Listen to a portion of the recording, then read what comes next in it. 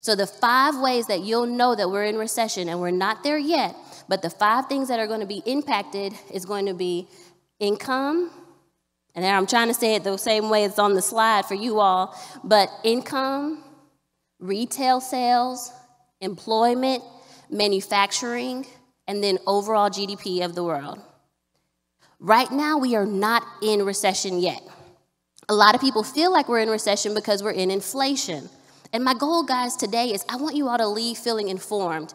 When somebody talks to you about recession, you'll be able to say, yes, I know all about this because I follow Teri, right? So my goal is after this, you'll feel informed. But the thing is, inflation is not recession. People feel like, oh, we're in recession already. But no, unemployment is not low enough yet.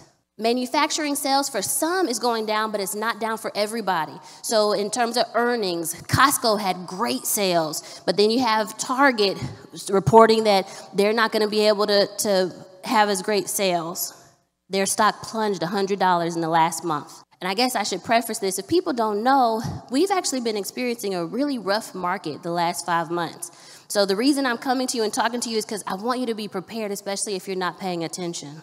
Now, let me talk to you, though, a little bit about what inflation is versus what recession is. Inflation is everything feels high. Anybody else feel like, dang, why is gas so high? Why is the milk so high? Baby, we not eating that no more because it's too high. Inflation is because of supply and demand. When we got all this money into the market, then people could pay whatever they wanted to pay. And if the supply is little and people have a whole bunch of money, supply versus demand, then the prices start going up. On the other hand, the government is now trying to raise interest rates. Have you guys been hearing about that? The reason why they're raising interest rates is because they're trying to lower demand. If you raise interest rates the same way we talked about it helping on the other side, putting money back in your pocket, if you raise interest rates, well, now people are paying more in mortgages.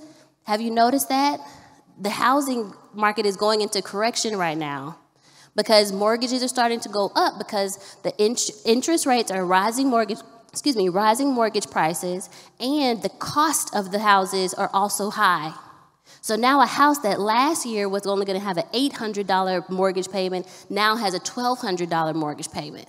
But the reason why they do that is they say, okay, we'll take some money out of the market that'll lower demand and we'll get inflation under control. So inflation is a supply and demand thing, but recession is different. Recession is those 5 things I told you about.